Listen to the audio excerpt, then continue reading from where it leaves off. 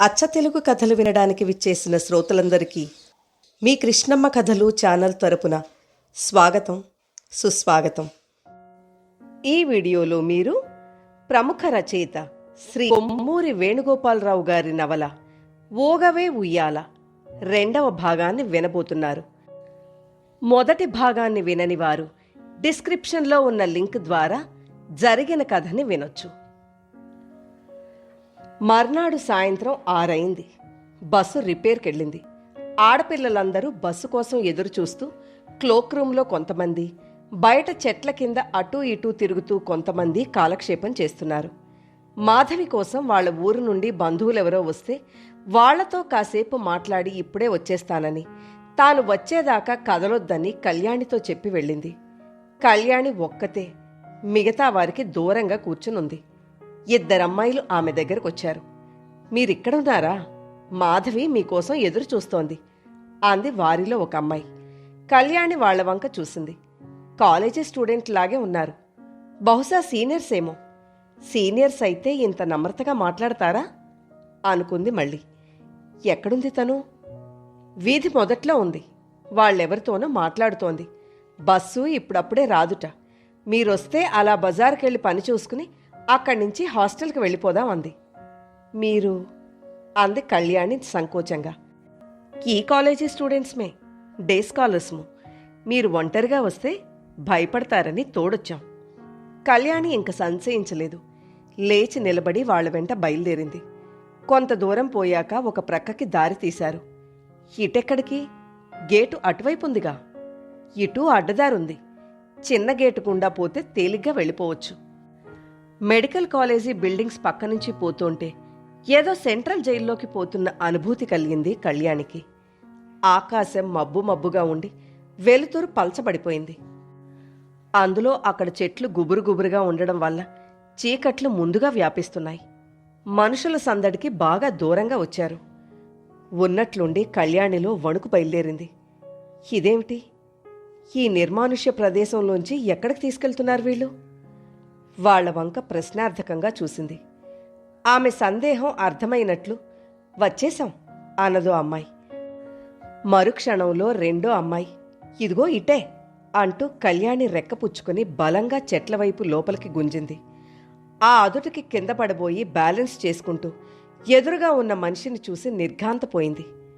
అతనెవరో ఎప్పుడూ చూడలేదు. చూడ్డానికి స్టూడెంట్ లాగే ఉన్నాడు కాని ముఖం కటువుగా ఉంది.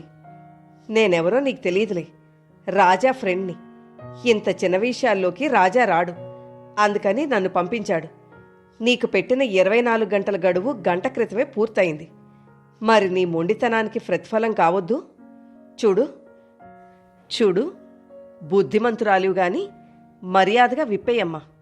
నీతో స్ట్రిప్టీస్ చేయించాలి. అదిరిపడింది. ఒళ్లంతా తడిసి ముద్దవుతోంది. అంతా కలలాగా, అభూత కల్పనలా ఉంది. కానీ ఇది నిజం. వణికే చేతుల్ని దగ్గరకు చేర్చి దండం పెట్టింది. ఎలాగో గొంతు పెగల్చుకుంది. నన్ను వదిలేయండి ప్లీజ్. అతను వికటంగా నవ్వాడు. చూస్తారే, కానియండి అన్నాడా అమ్మాయితో. ఒక అమ్మాయి ముందుకొచ్చింది. కళ్యాణి రెసిస్ట్ చేసుకునేందుకు ప్రయత్నించి విఫలురాలయింది. ఫట్ ఫట్ మని జాకెట్ గుండీలు ఊడిపోయాయి. అయ్యో అంటూ 2 చేతులు వక్షస్థలానికి అడ్డుగా పెట్టుకుంది కళ్యాణి. రెండో అమ్మాయి మెరుపులా ముందుకు జరిగింది. ఆమె చెయ్యి కళ్యాణి చీర కుచ్చిళ్ల మీద పడింది. కళ్యాణికి కళ్ల ముందు ప్రపంచం గిరగిరా తిరిగినట్లయింది. కెవ్వుమని అరిచి కింద పడిపోయింది. మరుక్షణంలో స్పృహ కోల్పోయింది. చచ్చాం, ఇప్పుడేం చేద్దాం అన్నది ఇద్దరిలో ఒక అమ్మాయి భయం భయంగా. ఆ యువకుడు గబగబా ఆలోచిస్తున్నాడు. ఇంతలో దగ్గర్లో అడుగుల చప్పుడయింది. ఎవరో వస్తున్నారు అన్నది రెండో పిల్ల మరింత భయంగా. పదండి, త్వరగా పారిపోదాం అన్నాడా యువకుడు కంగారుగా. వెనువెంటనే ముగ్గురు చెట్ల తోపుల్లో దూరి క్రమంగా మాయమైపోయారు. కళ్యాణిని ఆ 2 అమ్మాయిలు తీసుకుపోయిన 2 నిమిషాలకి మాధవి క్లోక్ రూంలోకి వచ్చింది.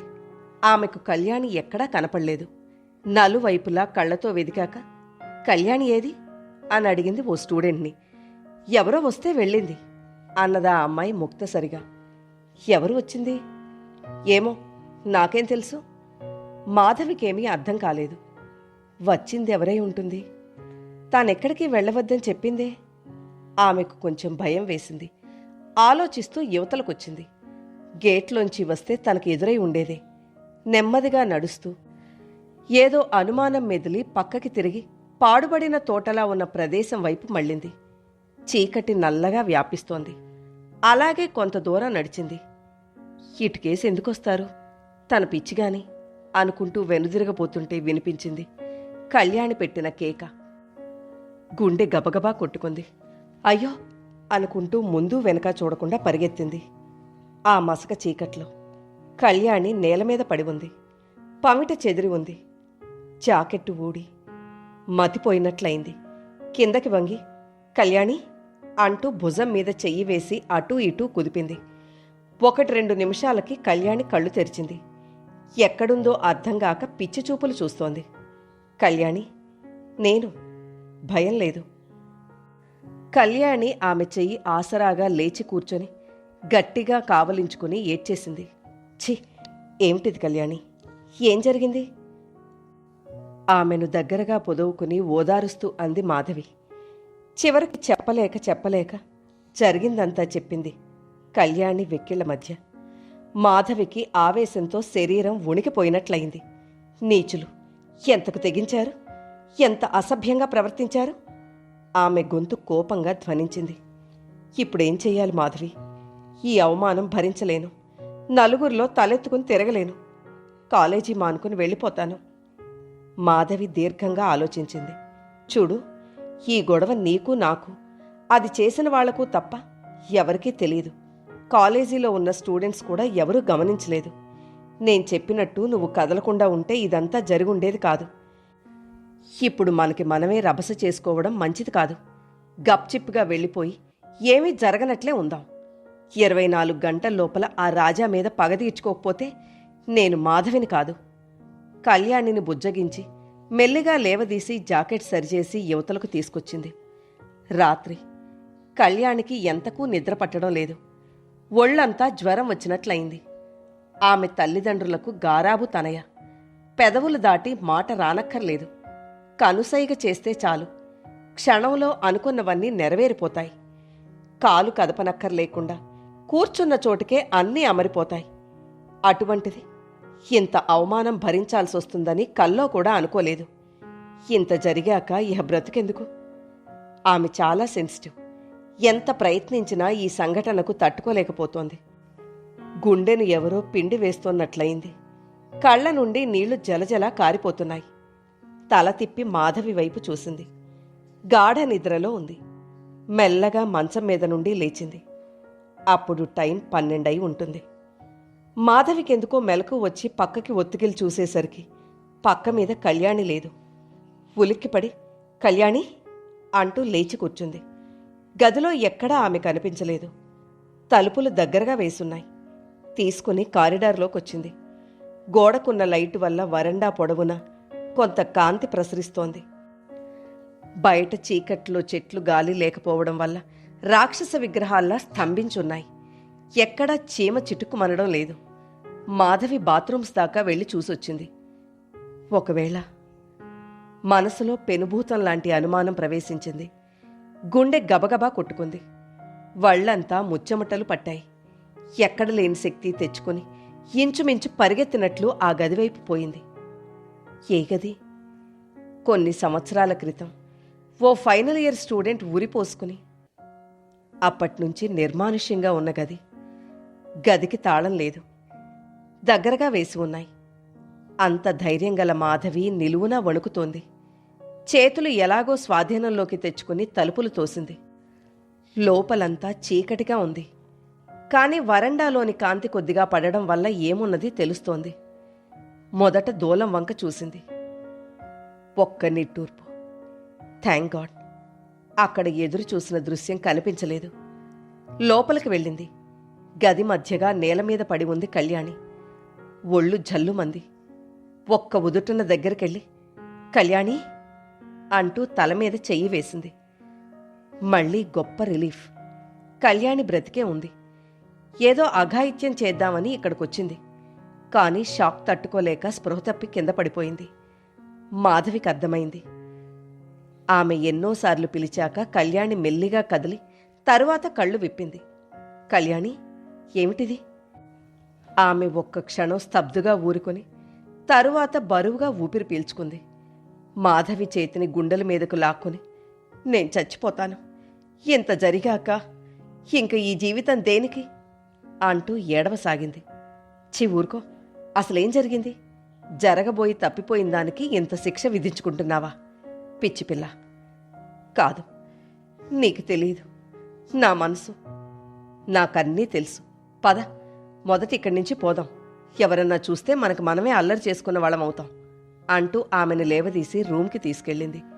ఆ రాత్రంతా స్నేహితురాల్ని బొజ్జగిస్తూ ఓదారుస్తూనే ఉంది. రాజా క్లాస్ రూంలో నుండి బయటకొచ్చాడు. ఎదురుగా ఆడపిల్లల మధ్య మాధవి కనిపించింది వరండాలో. ఇద్దరి మధ్య 100 గజాల దూరం ఉంటుంది. అతని కళ్ళు కళ్యాణి కోసం వెతికాయి. ఎక్కడా కనపడలేదు. కాలేజీ ఎగ్గొట్టుంటుంది అనుకుంటూ కిందకి దిగి బయటకు వెళ్లడానికి 4 అడుగులు వేశాడు. ఏయ్, ఆగు! ఉలిక్కిపడ్డాడు. ఆడపిల్ల గొంతు. తననేనా అడగడానికి అభిమతం అడ్డొచ్చి ముందుకే కదిలాడు. ఆగమంటుంటే వినిపించడం లేదు? అనుకోకుండా అతని కాళ్ళు ఆగిపోయాయి. వెనుదిరిగి చూసేసరికి మాధవి అతని వైపు నడిచొస్తోంది. అతనికి ఆశ్చర్యంగా ఉంది. ఏమిటి పిల్లకింత ధైర్యం అనుకుంటూ నిలబడ్డాడు. ఆమె అతనికి దగ్గరగా వచ్చింది. వాళ్లకు కొంత దూరంగా ఒకవైపు ఆడపిల్లలు, ఇంకోవైపు మగపిల్లలు నిలబడున్నారు. మాధవి అతనికి అభిముఖంగా నిలబడింది. నన్నేనా పిలిచావు అని అడిగాడు రాజా పొగరుగా. అవును, నిన్నే. దేనికని? దేనికా? మగవాడివి కదా అనే ధైర్యంతో, ఒక ఏడాదివి సీరియర్ కదా అన్న అలుసుతో ఒక ఆడపిల్లని దారుణంగా అవమానించిన నీకు బుద్ధి చెప్పడానికి. క్షణంలో అతని కళ్ళు కోపంతో మెరిశాయి. నాకు బుద్ధి చెప్పేటంతటి మొనగత్తివా నువ్వు? అతను ఊహించలేదు. కన్ను మూసి తెరిచేలోపు ఆ సంఘటన జరిగిపోయింది. అతని చెంప చెళ్ళుమంది. నిశ్చేష్టుడైపోయాడు. ఇంచుమించు 100 మంది చూస్తున్నారు ఈ సన్నివేశం. ఆవేశంతో ఒళ్ళు మరిచిపోయాడు. నా మీద చెయ్యి చేసుకుంటావా?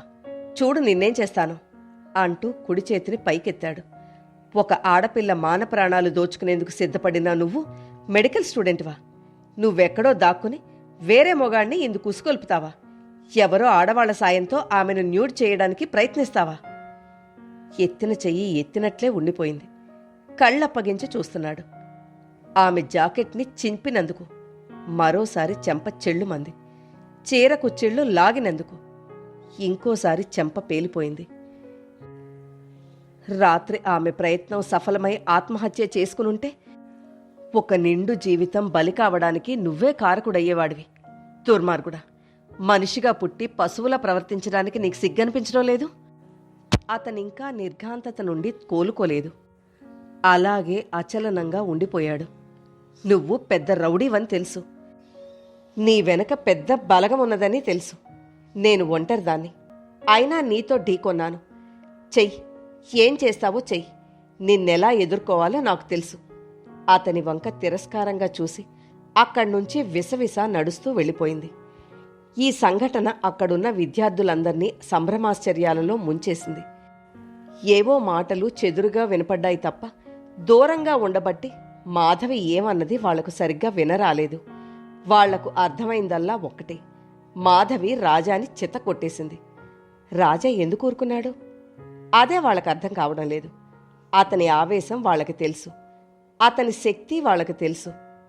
అయినా రాజా ఊరుకోడు. ఆమె అంతం చూస్తాడు. ఏం జరిగిందో తెలియదు కానీ అనవసరంగా అతనితో పేచీకి దిగింది. అందులో అలాగూ ఇలాగూ కాదు, భయంకరంగా. రాజా ఈ పరాభవానికి అంత భయంకరంగానూ జవాబు చెప్తాడు అని ఆడపిల్లలు రకరకాలుగా వ్యాఖ్యానించుకున్నారు. రాజా ఫ్రెండ్స్ అతని చుట్టూ చేరారు. రాజా, ఏమిటిది? ఎందుకలా సైలెంట్ అయిపోయావు? రాజా, ఒక ఆడపిల్ల నిన్ను కొట్టడమా? రాజా, నువ్వు అను, దాని కూరలు తీసి పారేసి తీసుకొచ్చి నీ కాళ్ళ మీద పడేస్తాం. చివరకు రాజా మాట్లాడాడు. ప్లీజ్, నన్ను ఒంటరిగా ఉండనివ్వండి. రాజా, ప్లీజ్. విధి లేక అతన్ని విడిచి వాళ్లంతా వెళ్ళిపోయారు.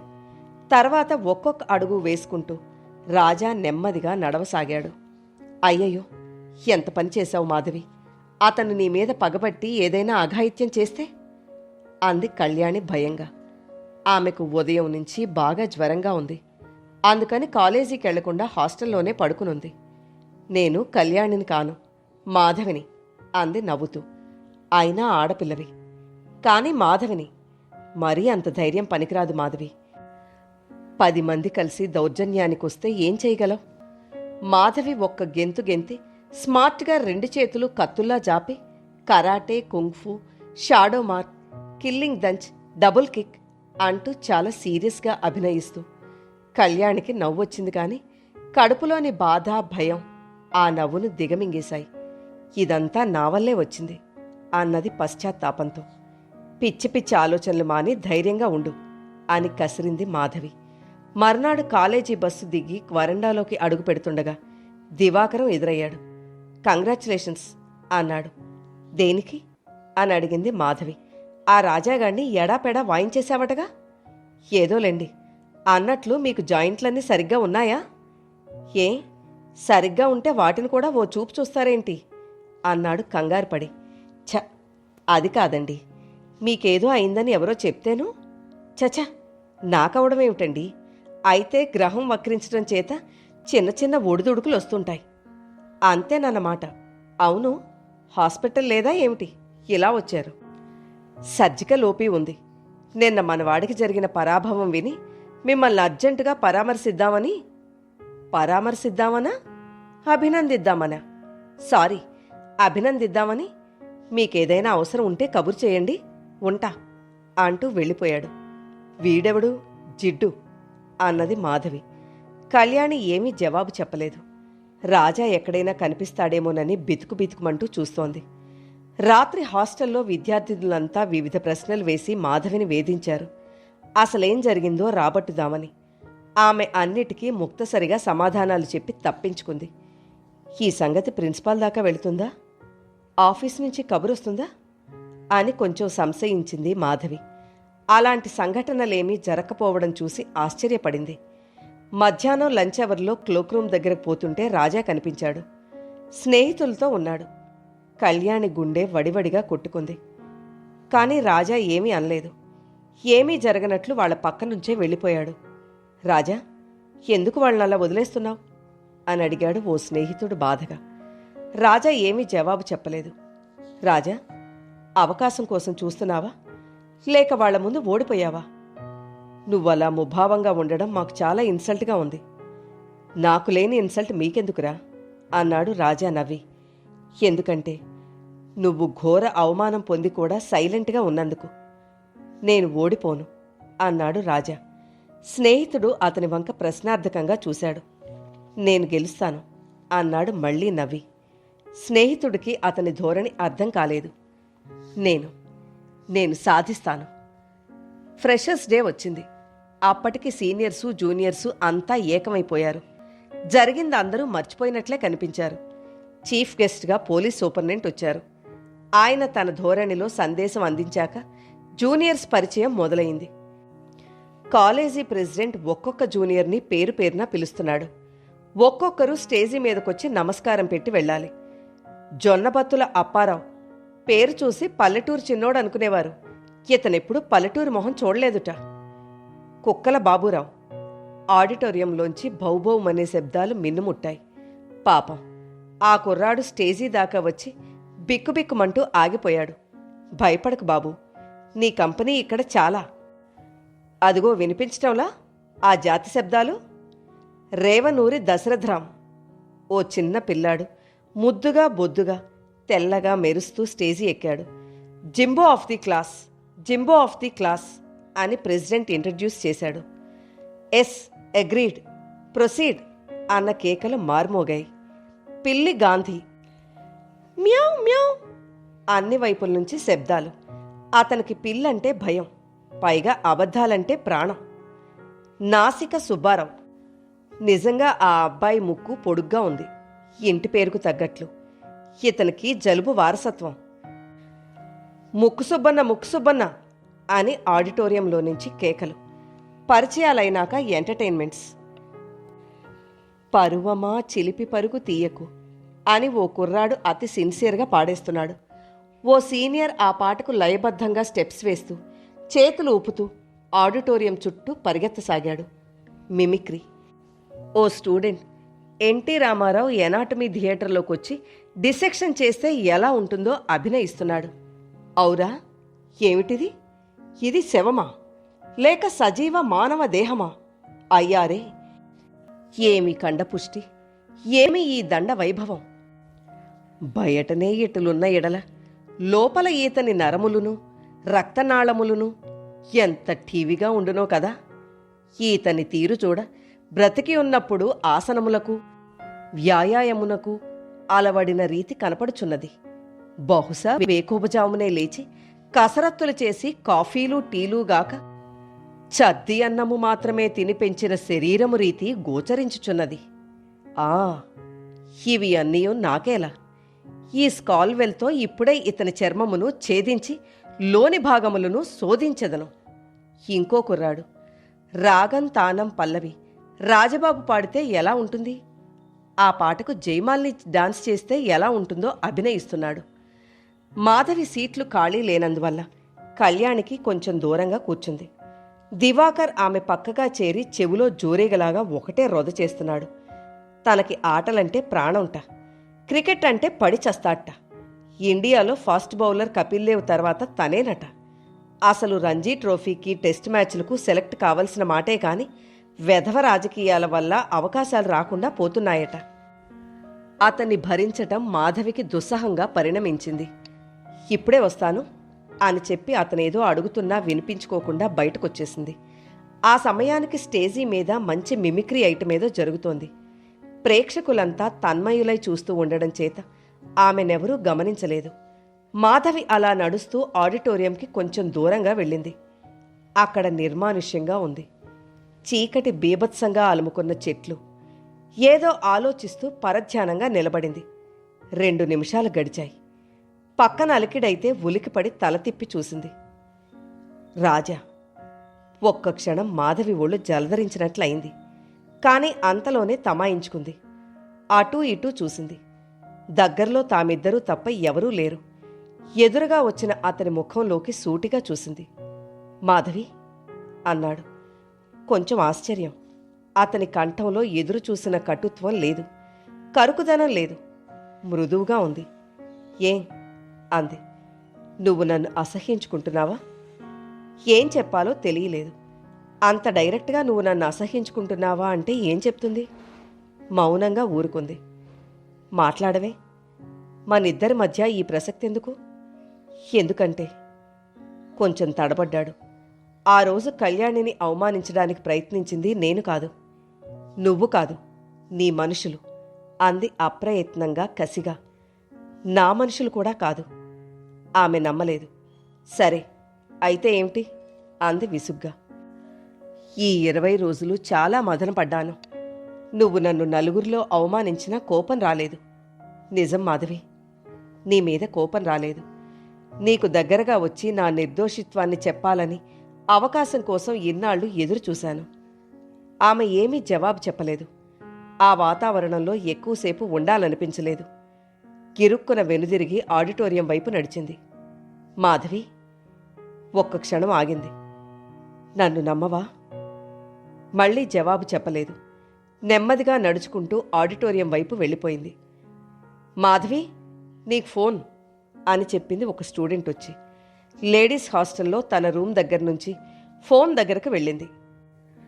మాధవి, నేను. రాజా గొంతు గుర్తుపట్టింది. ఏం కావాలి? ఏం కావాలో తెలీదు. నీతో మాట్లాడాలని మనసు ఉవ్విళ్ళూరింది. అంటే? మాధవి, నేనంటే కోపం పోలేదా? జవాబు చెప్పలేదు. పోనీ ఇది చెప్పు, నేనిలా ఫోన్ చేస్తున్నందుకు కోపం వస్తోందా? లేదులే అంది మనసులో భావాన్ని మనసులోనే దాచుకుని. నేను చెప్పిన మాటలు నమ్మవా? దేని గురించి? ఆ రోజు కళ్యాణి మీద జరిగిన అఘాయిత్యానికి కారణం నేను కాదని. ఆమె ఏమీ జవాబు చెప్పలేదు. నువ్వు నమ్మలేదు, అవునా? నేను నమ్మకపోతే నీకొచ్చే నష్టమేమిటి? నువ్వు నమ్మితే నాకొచ్చే లాభముంది. ఏమిటది? నీ స్నేహం. ఎందుకది? నాకు కావాలనిపిస్తోంది కనుక. నీకు కావాలనుకున్నవన్నీ తేలిగ్గా దొరుకుతాయా? తేలిగ్గా దొరకవు. కానీ కష్టపడితే దొరకవచ్చుననే ఆశ. ఏం చేసుకుంటావు ఆ స్నేహంతో? నేనింకా అంత దూరం ఆలోచించలేదు. మొదట అది పొందడం వరకు తాపత్రయపడుతున్నాను. నిన్ను నేను చెంప పగలగొట్టాను. నా స్నేహం దేనికి? చెప్పలేను. బహుశా నా చెంప పగలగొట్టిన ఘనత నీకు దక్కినందువల్లనేమో. థ్యాంక్స్. దేనికి? కాంప్లిమెంట్స్ పే చేసినందుకు. మాధవి, జీవితంలో ఎప్పుడూ తెలియనిది ఫేస్ చేస్తున్నాను. బాధ. ఈ సంభాషణ ఎక్కడికో పోతున్నట్లు అనిపించింది. ఇంక చాలు అని ఫోన్ పెట్టేసింది. ఆ రాత్రి జరిగిందంతా చెప్పింది కళ్యాణితో. కళ్యాణి భయపడింది. ఎందుకు అతనితో అంత దూరం మాట్లాడావు అని అడిగింది. ఏమైంది? లేనిపోని కాంప్లికేషన్స్ వస్తే రాని. కాంప్లికేషన్స్ లేని జీవితం ఉప్పులేని పప్పు లాంటిది. అసలు అతని మీద నీ అభిప్రాయం ఏమిటి? అనుకోని ప్రశ్న వేసింది కళ్యాణి. అలాంటి ప్రశ్న ఎదురు చూడలేదు. మాధవి నవ్వింది. ఇంతవరకు ఏ అభిప్రాయమూ లేదు అన్నది. ఆమె కంఠస్వరంలో, పలికే పద్ధతిలో నిజాయితీ ఉంది. మర్నాడు ఎనాటమీ థియేటర్ నుండి దిగొస్తుంటే రాజా వెనక నుండి వచ్చి కలిశాడు. హలో అన్నాడు. హలో అంటూ అప్రయత్నంగా అతని వంక చూసింది. స్పష్టంగా తెలియడం లేదు గాని మనిషిలో ఏదో మార్పు గోచరించింది. దిగులు కాదు, చలాకితనం లోపించటం కాదు. ఎందుకు హఠాత్తుగా ఇంక చాలని ఫోన్ పెట్టేశారు? ఒక్కో సందర్భంలో నీవు అని, మరొక్కో సందర్భంలో మీరు అని పిలవాల్సి వస్తూ ఉంటుంది. సన్నివేశ బలాన్ని బట్టి. కారణమేమీ ఉండదు. అది ప్రయత్నపూర్వకంగా చేయటమూ కాదు. ఇంక చాలు అనిపించింది కాబట్టి. మళ్ళీ ఈవేళ చైనా? వద్దు. ఎందుకని? అసలెందుకు ఫోన్లో మాట్లాడుకోవడం? కారణం ఉండాలా? కారణం అక్కర్లేదా? ఇద్దరూ మెట్లు దిగుతున్నారు. అసలెందుకలా ఫోన్లు చేయడం? మళ్ళీ తనే అడిగింది. చెయ్యాలనిపిస్తోంది కాబట్టి. అదే, ఎందుకు అనిపిస్తోంది? అడిగి చెప్తాను. ఎవరిని? నా అంతరాత్మను. వెనక నుంచి చిన్న ఈల వినిపించింది. దాని వెంటనే డీజీఓ అన్నమాట. వస్తాను అని రాజా త్వరగా వెళ్ళిపోయాడు. డీజీఓ అంటే ఎంబీబీఎస్ తర్వాత గైనకాలజీలో తీసుకునే డిప్లొమా అని మాధవికి తెలుసు. Diploma in gynaecology and obstetrics. కానీ ఇక్కడ సందర్భం ఏమిటి? లంచ్ అవర్లో క్లోక్ రూమ్లో ఓ సీనియర్ని అడిగింది. ఏమండి, డీజీఓ అంటే డిస్కషన్స్ గోయింగ్ ఆన్ అంటే ఇద్దరు లవర్స్ మాట్లాడుకుంటుంటే చేసే కామెంట్. My God, lovers! సాయంత్రం బస్ కోసం వెయిట్ చేస్తుంటే దివాకర్ వచ్చి కలిశాడు. ఏవండి, మాట అన్నాడు. మాధవి అతని దగ్గరగా వెళ్ళింది. మీరా రాజాగాడితో ఎందుకు మాట్లాడుతున్నారు? ఏం మాట్లాడితే? అతను కొంచెం తికమక పడ్డాడు. అది కాదండి, వాడి దుర్మార్గం చూశారు కదా అన్నాడు తట్టుకుని. ఆమె ఏమీ బదులు చెప్పలేదు. అన్నట్టు మీ క్రికెట్ అంటే ఇష్టమేనా అన్నాడు. ఆమె విముఖత్వాన్ని గమనించి మాట మారుస్తూ తల ఊపింది. రేపు ఆదివారం క్లినికల్స్కు, ఫ్రీ క్లినికల్స్కు మ్యాచ్ ఉంది. స్టూడెంట్స్ అంతా వస్తారు. చాలా ఇంట్రెస్టింగ్గా ఉంటుంది. మీరు కూడా తప్పకుండా రండి. అలాగే అన్నట్లు తల ఆడించింది. దివాకర్ వెళ్ళిపోయాడు. సాయంత్రం మళ్ళీ ఫోన్ వచ్చింది. నేను తెలుసు అంది మాధవి. కారణం లేదు, కానీ కారణం లేని కొన్ని పనులు ఎంత బలమైనమో తెలుసుకుంటున్నాను. ఎలాగా? నీకు ఫోన్ చేయకుండా ఉందామనుకున్నాను. ఉండలేకపోతున్నాను.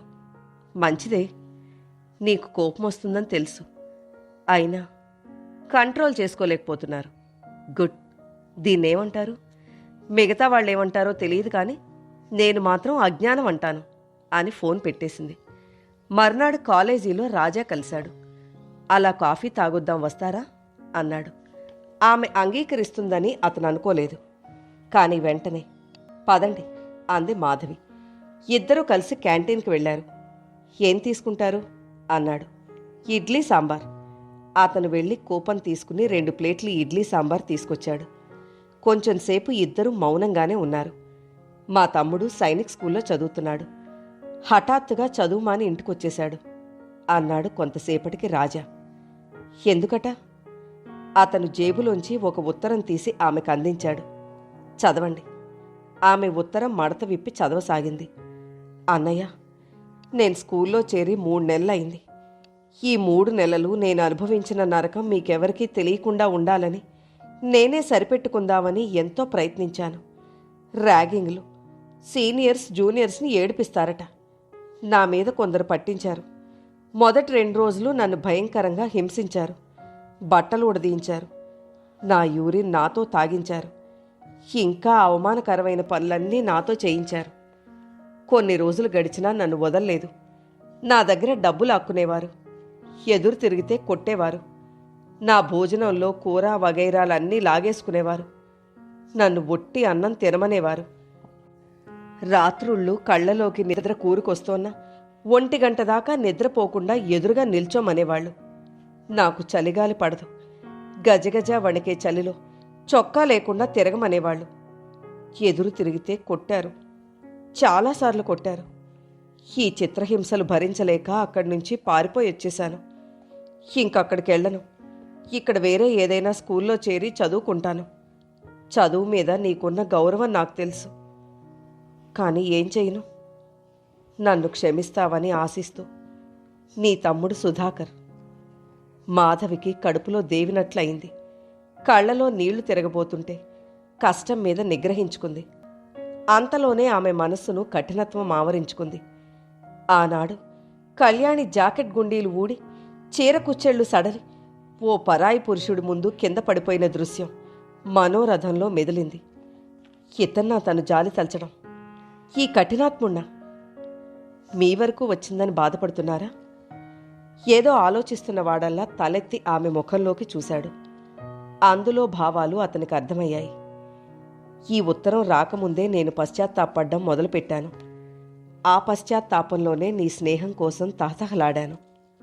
ఆహా, అంది మాధవి. అవును మాధవి, నన్ను నమ్ము. I'm really very sorry, very very sorry. అతని మాటల్లో నిజాయితీ ఉండొచ్చు, అతని మనసులో వేదన ఉండొచ్చు. కానీ ఆమెకు అతని మీద జాలి కలగలేదు. ఆ సాయంత్రం ఫోన్ వచ్చింది. కానీ ఆమె ఫోన్ దగ్గరకు వెళ్ళలేదు. మర్నాడు రాజా ఆమెతో ఒంటరిగా మాట్లాడాలని ఎంతో తారాట్లాడాడు. ఆమె ఫ్రెండ్స్ మధ్య ఉండి అవకాశం ఇవ్వలేదు. ఆ రాత్రి నిద్రపోయే ముందు కళ్యాణి అంది మాధవితో, నీకు తెలుసా, రాజా మంచి క్రికెట్ ప్లేయర్, బ్యాటింగ్ సూపర్ బట్ట. ఆమెకి ఈ విషయం ఎవరు చెప్పారా అని మాధవికి ఆశ్చర్యం కలగలేదు. కానీ తనని అంత అవమానం పాలు చేసిన మనిషి గురించి పొగుడుతూ మాట్లాడడం విడ్డూరమనిపించింది. ఎంత తేలిగ్గా మర్చిపోయింది కళ్యాణి. మనసు ఎంత విచిత్రమైంది. ఆ మర్నాడు లంచ్ అవర్లో రాజా, మాధవి అంటూ పక్కన ఎవరెవరో ఉన్నా లెక్క చేయకుండా దగ్గరకు రాబోతున్నాడు. ఇంతలో ఆమెకు దూరంగా దివాకర్ కనిపించాడు. హే దివా అంటూ అతని దగ్గరకు వెళ్ళింది పరిగెత్తినట్లు. ఆ పిలుపుకు దివాకర్ శరీరం పులకరించింది. ఏమన్నారు అన్నాడు పరవశంగా. దివా, హౌ లక్కీ అయ్యాం. చెప్పండి, కొండల్ని పిండి చేసేస్తాను, ఆకాశంలో నక్షత్రాల్ని రాలగొట్టేస్తాను. అంత అనవసరం గాని రేపు ఆదివారం జరగబోయే క్రికెట్ మ్యాచ్లో రాజాని చిత్తుగా ఓడించాలి. చిత్తుగా ఓడించడం కాదు, చిత్తు చేసేస్తాను. మీరు పెద్ద ఫాస్ట్ బౌలర్ అన్నారుగా, ఎవరి తర్వాత? కపిల్ దేవ్ తర్వాత. కపిల్ దేవ్ మీ ముందు పనికిరాడన్నట్లు విజృంభించాలి. రాజాకి రన్స్ ఇవ్వకూడదు. రన్సా? నా బౌలింగ్లో వాడు కొట్టడమా? బౌన్సర్ వేస్తా, బీమర్స్ వేస్తా, వాడి తల చెట్ల కొట్టేస్తా. గుడ్, ఆ పట్టుదల మీదే ఉండండి, వస్తా అంటూ మాధవి క్లోక్ రూమ్ వైపు వెళ్ళిపోయింది. శనివారం వచ్చింది. అతి కష్టం మీద రాజా ఆ సాయంత్రం మాధవిని పట్టుకోగలిగాడు. మాధవి, ప్లీజ్ 2 నిమిషాలు నీతో మాట్లాడాలి. ఆమె ఒక్క క్షణం ఆలోచించింది. పదండి అంది. ఇద్దరూ నడుస్తూ హెర్క్యులిన్ విగ్రహం దాటి ఏకాంతంగా ఉన్న ప్రదేశంలోకి వచ్చారు. మాధవి, ఈసారి మార్పు స్పష్టంగా గోచరిస్తోంది. కళ్లలో చెలాకితనం పోయి దిగులు, ముఖంలో అలసట, ఖంగుమని మ్రోగే కంఠంలో కొంచెం దైన్యం. మాధవి, ఎందుకు నన్ను అవాయిడ్ చేస్తున్నావు? అదే ప్రశ్న నేను అడిగితే ఎందుకు నా వెంట పడుతున్నావు? ఎందుకంటే నిన్ను లవ్ చేస్తున్నాను కాబట్టి. My God! మాధవి షాక్ అయిపోయింది. అవును మాధవి, ఐ లవ్ యూ. ఆమె షాక్ నుంచి తేరుకుంది. But but I'm not. Please don't say no. ఈ 4-5 రోజులు నేను అనుభవించిన ఎగని నీకు తెలీదు. మాధవి గబగబా ఆలోచిస్తోంది. ఆమెలో సెన్స్ ఆఫ్ హ్యూమర్ మేలుకుంటోంది. అతన్ని ఏడిపించాలి. ఈ కాలేజీ హీరోని, అమ్మాయిల్ని కాల్చుకు తిన్న ఈ కఠినాత్ముడిని బాగా ఏడిపించాలి. ఈ అవకాశం వృధాగా పోనివ్వకూడదు. ఆల్ రైట్, నో అనను, ఎస్ అంటాను. ఎప్పుడంటే నేను పెట్టబోయే 3 పరీక్షల్లో నువ్వు నెగ్గినప్పుడు. 3 కాదు, 30 పరీక్షలైనా అవలేలగా గెలిచి పారేస్తాను. ఏమిటవి అన్నాడు రాజా ఆత్రంగా. 30 అక్కర్లేదు, 3 చాలు. ఈ 3 ఏ ఒక్కటి పోయినా నువ్వు నన్ను పోగొట్టుకున్నట్లే. అలాగే అన్నాడు రాజా ఛాలెంజ్ని స్వీకరిస్తున్నట్లు. సరే, మొదటిది చెప్తున్నాను విను. రేపు మనకి క్లినికల్స్కి క్రికెట్ మ్యాచ్ జరుగుతోంది. అందులో నువ్వు సెంచరీ కొట్టాలి. తెలిసిందా?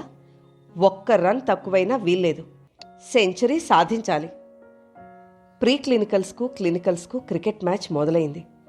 ప్రీ క్లినికల్స్కు రాజా, క్లినికల్స్కు Divakar captains. Medical college students 35 వంతు వచ్చారు. టాస్ వేశారు. దివాకర్ గెలిచాడు. మొదట బ్యాటింగ్ చేయడానికి ఎలెక్ట్ చేశారు. క్రికెట్ మొదలైంది. మాధవి, కళ్యాణి కూడా ఆట చూస్తున్నారు. అసలు కళ్యాణికి క్రికెట్ గురించి ఏమీ తెలీదు. కానీ మాధవి బలవంతం మీద వచ్చింది. మాధవికి ఓ చిలిపి ఆలోచన వచ్చింది. తాను రాజాని సెంచరీ కొట్టమంది. దీన్ని దివాకర్తో చెప్పి 100 పరుగుల లోపలే అందర్నీ అవుట్ అవ్వమని చెప్తే? దివాకర్ సంగతి తనకు అర్థమైంది. ఏం చెప్పినా చేస్తాడు. కాని ఆమెలోని చిత్తశుద్ధి ఈ ఆలోచనని నివారింపచేసింది. ఒకవేళ దివాకర్ టీం సహజంగానే 100 పరుగుల లోపలే అవుట్ అయిపోతే అప్పుడు రాజా పరీక్షలో ఓడిపోయినట్లు కాదా? సెంచరీ కొట్టడానికి అవకాశమే లేకపోతే ఎలా ఓడినట్లవుతుంది? ఈ ఆలోచనలన్నీ తోసిపుచ్చి చూద్దాం ఏం జరుగుతుందోనని మ్యాచ్ తిలకిస్తూ ఊరుకుంది. రాజా బౌలర్ కాదు. గబగబా ప్లేస్మెంట్స్ మార్చి ఫీల్డింగ్ ఎంకరేజ్ చేస్తున్నారు. ఆకాశంలో ఎక్కడా మబ్బుల్లేవు. నీరెండగా ఉండి వాతావరణం ఆహ్లాదం కలిగిస్తోంది. మొదటి 2 వికెట్లు గబగబా పడిపోయాయి. తర్వాత వచ్చిన బ్యాట్స్మెన్ ఇద్దరూ బౌలర్ల ధాటికి తట్టుకొని 50 రన్స్ పార్ట్నర్షిప్ చేశారు. అక్కడి నుంచి బ్యాట్స్మెన్ కొంచెమో గొప్పో కొడుతూ స్కోర్ పెంచుతూనే ఉన్నారు. చివరకు లంచ్ అయిన ఓ అరగంటకు 180 పరుగులు చేసి అంతా అవుట్ అయ్యారు. ప్రీ క్లినికల్స్ బ్యాటింగ్ మొదలైంది. రాజా ఓపెనింగ్ బ్యాట్స్మెన్గా వచ్చాడు. ఫాస్ట్ బౌలర్ దివాకర్ అటాక్ మొదలుపెట్టాడు. మొదటి బంతి సర్రున దూసుకొచ్చింది. తాను గొప్ప ఫాస్ట్ బౌలర్ నన్న దివాకర్ మాట బొత్తిగా కొట్టిపారేయడానికి వీల్లేదు. అందులో అందగత్తైన ఆడపిల్ల ముందు బెట్ కాశాడు. ఆ ఆడపిల్ల జనంలో కూర్చొని ఆ ఆట చూస్తోంది. ఈ సర్వశక్తులు కేంద్రీకరించి వీరావేశంతో వీరాంజనేయుళ్లా విజృంభిస్తున్నాడు. మొదటి బంతి రాజా కంటికి కనిపించినంత వేగంగా వచ్చింది. బ్యాట్ విసిరే లోపలే పక్క నుంచి దూసుకుపోయింది. రెండో బంతి బౌన్సర్. రాజా తలకు అడుగెత్తున ఎగురుతూ గాల్లోకెళ్ళిపోయింది. మూడో బంతి వికెట్స్ మీదకు మెరుపులా వచ్చింది. ఆఖరి సెకండ్లో అతి కష్టం మీద వికెట్ని కవర్ చేసుకోగలిగాడు. 4-5 సార్లు కూడా బ్యాట్ బంతి దోబూచులాడుకున్నాయి. ఆరోసారి ఆ ఓవర్లో ఆఖరి బంతి రెట్టించిన వేగంతో దూసుకొస్తోంది. రాజా చాలా నిశితంగా చూసి బ్యాట్ విసిరాడు. బ్యాట్ బాల్కి కనెక్ట్ అయింది. అంతే. ఫీల్డర్స్ ఎటుపోతుందో గమనించే లోపల ఎక్కడో బంప్ పడి వాయువేగంతో దొర్లుకుంటూ వెళ్లి బౌండరీ లైన్ దాటింది. ప్రేక్షకులలో చప్పట్లు. అనుకోకుండా కళ్యాణి కూడా చప్పట్లు కొట్టేసింది. మాధవి ఆమె వంక క్రీగంట చూసేసరికి నాలిక కొరుక్కొని చేతులు కిందకి జార్చింది. దివాకర్ ముఖమంతా ఎర్రబడగా బంతిని రెండో బౌలర్ వైపు ఎగరేసి తాను ఫస్ట్ స్టెప్ పొజిషన్లోకి వెళ్లి నుంచున్నాడు. ఆట క్రమంగా సాగుతోంది. రాజా మెల్లిగా సెటిల్ అయ్యాడు. మొదట గోలీకాయ కన్నా చిన్నగా కనిపించిన బంతి రాను రాను అతడి కళ్ళకి ఫుట్బాల్ సైజులో కనపడుతూ చెప్పినట్లు మాట వింటూ ఎటు కొడితే అటు పోతోంది. కవర్ డ్రైవ్, స్కేపర్ డ్రైవ్, ఆన్ డ్రైవ్, హుక్, వువుల్ యథేచ్ఛగా పరుగులు తీసాగాయి. అవతల వైపు ప్రతి 15 రన్స్కు ఒక్కో వికెట్ పడిపోతోంది. దివాకర్ వీరవిహారం చేస్తున్నాడు. స్కోరు 150కి పెరిగేసరికి 8 వికెట్లు పడిపోయాయి. అప్పటికి రాజా 80 పరుగులతో ఉన్నాడు. దివాకర్కి 6 వికెట్లొచ్చాయి. అలుపు సొలుపు లేకుండా ఇంకా బౌల్ చేస్తూనే ఉన్నాడు. రాజా సెంచరీ చేయాలంటే ఇంకా 20 పరుగులు చేయాలి. మ్యాచ్ గెలవాలంటే 31 పరుగులు చెయ్యాలి. చేతిలో ఉన్నవి 2 వికెట్లు. వాళ్ళిద్దరూ బౌలర్లు. సరిగ్గా బ్యాట్ పట్టుకోవడం కూడా చేతకాదు. దీనికి తోడు సూర్యుడు పడమటి దిక్కుకు వాలిపోతూ వెలుగు బాగా తగ్గిపోయి గ్రౌండ్ అంతా నీడలు వ్యాపిస్తున్నాయి. ఓవర్ మారింది కాబట్టి అవతల బ్యాట్స్మెన్కు దివాకర్ బౌల్ చేస్తున్నాడు. చాలా క్లోజ్ ఫీల్డింగ్ ఏర్పాటు చేశాడు. ఫీల్డర్స్ అంతా బ్యాట్స్మెన్కు క్లోజ్గా నిలబడలేదు. దివాకర్ స్పీడ్ తగ్గించి ఇంచుమించు స్పిన్ బౌలర్ వేసినట్లుగా వేశాడు. బ్యాట్స్మెన్ని టెంప్ట్ చేద్దామని అతని ఉద్దేశం. లూజ్ బాల్ కనుక అతను కొడితే క్యాచ్ తీసుకోవచ్చు. ఎలాగైనా సింగిల్ కొట్టి ఇటువైపు పరిగెత్తుకు వచ్చేస్తే తాను స్ట్రైక్ తీసుకోవచ్చు కనుక. అలాగే పార్ట్నర్కి ఇన్స్ట్రక్షన్స్ ఇచ్చి అవసరమైతే ముందుకు దూకడానికి రాజా రెడీగా ఉన్నాడు. చాలా లూజ్ బాల్ వచ్చింది. సింగిల్ కొడదామనుకుని అనుకోకుండా గట్టిగా బ్యాట్ విసిరేశాడు. బంతి పైకి లేచింది. క్యాచ్ క్యాచ్ అని అరుస్తున్నాడు దివాకర్. క్లోజ్గా ఉన్న ఓ ఫీల్డర్ చేతులు జాపాడు. అతని చేతులు తప్పించుకుని వేగంగా దొర్లుకుంటూ పోయి బౌండరీ లైన్ దాటింది. జనం చప్పట్లు ఈలలు. రాజా పార్ట్నర్ దగ్గరకు నడుచుకుంటూ వెళ్లి రిస్క్ తీసుకోవద్దని హెచ్చరించి మళ్లీ పొజిషన్లోకి వెళ్లి నిలబడ్డాడు. అతని పార్ట్నర్ ఈసారి సింగిల్ తీసి అటువైపు పరిగెత్తుకెళ్లాడు. బ్యాటింగ్ రాజాకొచ్చింది. ఆ ఓవర్లోనే ఒక 4 కొట్టి చివరి బాల్ సింగిల్ తీసి రెండో వైపుకు పరిగెత్తుకు వెళితే తర్వాతి ఓవర్ ఫేస్ చేయడానికి రెడీ అయ్యాడు. స్కోర్ ముందుకు జరుగుతోంది. 160, 62, 64, 68, 70. రాజా అప్పటికి 92 పరుగుల్లో ఉన్నాడు. అవతల బ్యాట్స్మెన్ బాల్ని ఫేస్ చేస్తున్నాడు. ఓవర్ పూర్తి కావడానికి ఇంకా 2 బాల్స్ ఉన్నాయి. అందులో 5వ బాల్ బౌల్ చేయబడింది. స్టంప్స్కి దూరంగా పడి దాని దారిని పోతుంటే ఊరుకోలేక బ్యాట్ విసిరి సింగిల్ తీయవచ్చునన్న ఉద్దేశంతో ముందుకు పరుగు తీశాడు. పరిస్థితి గమనించి వద్దని రాజా అరుస్తూనే ఉన్నాడు. కానీ అప్పటికే అతను క్రీజ్ దాటి బయటకొచ్చేశాడు. బంతి ఫీల్డర్ చేతిలోకి వెళ్ళిపోయింది. వెనక్కి తిరిగి క్రీజ్ చేరుకునే అవకాశం లేదు. ఫీల్డర్ బంతిని స్టంప్స్కేసి విసిరి కొట్టాడు. బెయిల్స్ ఊడి కింద పడ్డాయి.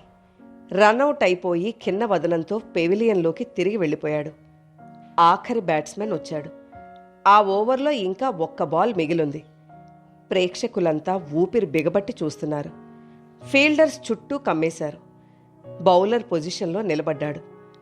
బంతి బ్యాట్కి తగిలితే దాని మీద నుంచే సరాసరి లాగేయడానికి ఫీల్డర్స్ రెడీగా ఉన్నారు. బాల్ స్పిన్ అవుతూ వచ్చింది. ఒక్క క్షణం తెగించి డిఫెన్స్ ఆడదామనుకున్నాడు. కానీ క్యాచ్ వెళ్ళిపోతుందేమోనని భయం వేసి ఏమైతే అదైందని బ్యాట్ని దూరంగా పైకెత్తాడు. బంతి దొర్లుకుంటూ వికెట్ల మీదకు వెళ్లి వెంట్రుక వాసి దూరంలో వాటికి తగలకుండా వెళ్ళిపోయింది. తర్వాత ఓవర్ రాజా ఎదుర్కొంటున్నాడు. అతని టీం స్కోరు 170, అతని ఇండివిడ్యువల్ స్కోరు 92. దివాకర్ బౌల్ చేస్తున్నాడు.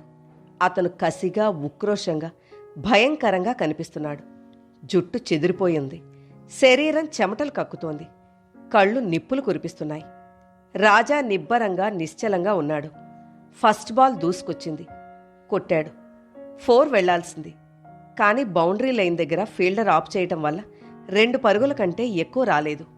అతని స్కోరు 94. మొత్తం స్కోరు 172కు జరిగింది. రెండో బంతి కొట్టాడు. ఎక్కువ ఫోర్స్ ఉపయోగించలేకపోవడం వల్ల కొంచెం దూరమే వెళ్ళింది. సింగిల్ తీయొచ్చు, కానీ అవతల బ్యాట్స్మెన్ని ఇటు తీసుకొచ్చి రిస్క్ తీసుకోవడం ఇష్టం లేదు. రన్ తీయకుండా ఊరుకున్నాడు. మూడోది outside the off stump. ముట్టుకోవడానికి వీల్లేకపోయింది. 4 బాణంలా వికెట్స్ మీదకొచ్చింది. డిఫెన్స్ ఆడక తప్పలేదు. 5వ బాల్ ఫుల్ టాస్. రాజాకి ఒళ్ళు తెలియలేదు. బ్యాట్ని శక్తినంతా ఉపయోగించి గురి తప్పకుండా కొట్టాడు. బంతి ఫిరంగి నుంచి వెలువడిన గుండుల ఆకాశంలోకి లేచిపోయింది. ఫీల్డర్స్ అంతా చేతులు పైకెత్తారు. ఎవరికీ అందలేదు. ఎత్తుగా ఎగురుతూ వెళ్లి బౌండరీ లైన్కు కొన్ని గజాల అవతల పడింది. సిక్సర్. రాజా సెంచరీ సాధించాడు. ప్రేక్షకులు చప్పట్లు, కేరింతలు. ఎవరో అవుట్లు పేల్చారు. కళ్యాణ్కి గేమ్ ఏమీ తెలీదు. అయినా ఆమె శరీరం జలధరించినట్లయింది. ఓరగా మాధవి ముఖంలోకి చూసింది. ఆమెలో ఎటువంటి భావము కనపడలేదు. ఇప్పుడు నీ మనసులో ఏముంది అని అడగాలనిపించింది గాని మళ్ళీ నాకెందుకులే అని ఊరుకుంది. స్కోరు 178. ఇంకా 2 పరుగులు చేస్తే డ్రా అవుతుంది. అంతకు 1 పరుగు ఎక్కువ చేసినా ఆట గెలిచినట్లే. ఆ ఓవర్లో ఇంకా 1 బాలే మిగిలుంది. అందులో అతను రన్స్ సాధించలేకపోతే తర్వాత ఓవర్ రెండో బ్యాట్స్మెన్ ఎదుర్కోవాల్సి వస్తుంది. అతను అవుట్ కాకుండా కాపాడుకోవడం ఇంచుమించు అసాధ్యం. ఓవర్లోని ఆఖరి బంతిని ఎదుర్కొనేందుకు బ్యాట్ నేల మీద ఆంచి రాజా సిద్ధంగా ఉన్నాడు. దివాకర్ లాంగ్ రన్ తీసుకునేందుకు చాలా వెనక్కి వెళ్ళాడు. అక్కడి నుంచి గిరుక్కున వెనక్కి తిరిగి శత్రువును చిన్నాభిన్నం చేసే యుద్ధోన్మాదిలాగా పరుగు తీశాడు. సరిగ్గా లైన్ దగ్గరకొచ్చేసరికి గిరికీలు తిరుగుతున్న అతని చేతిలోంచి బంతి ధనుర్విముక్త విశిఖంలా వెలువడింది. బౌన్సర్ నేల మీద పడి రివ్వుమని లేచింది. ముఖం మీదకు తిన్నగా వస్తోంది. ఎలాగైనా బ్యాట్కు కనెక్ట్ చేసి రన్స్ తీద్దామన్న పట్టుదలతో ఉన్న రాజా తల వంచలేకపోయాడు. జరుగుతున్నదేదో తెలుసుకునేసరికి సమయం మించిపోయింది. ఫట్ మన్న శబ్దంతో బంతి అతని తలని ఢీకొనడం, అమ్మా అని అరిచి అతను కింద పడిపోవడం కనురెప్పపాటులో జరిగిపోయాయి. అరే అనుకుంటూ గ్రౌండ్లో ఉన్న ప్లేయర్సు, బయట ఉన్నవారు కంగారుగా అతని వద్దకు పరిగెత్తుకు వెళ్లారు. రాజా తల చిట్లి నెత్తురు వెల్లువలా బయటకు చిమ్ముతోంది. అతను స్పృహ తప్పి పడిపోయి ఉన్నాడు. కథలోని తరువాయి భాగం నెక్స్ట్ వీడియోలో వినండి. కథ నచ్చితే లైక్ చేయండి. మీరు లైక్ చేయడం వల్ల మరింత మందికి ఈ కథలు చేరతాయి.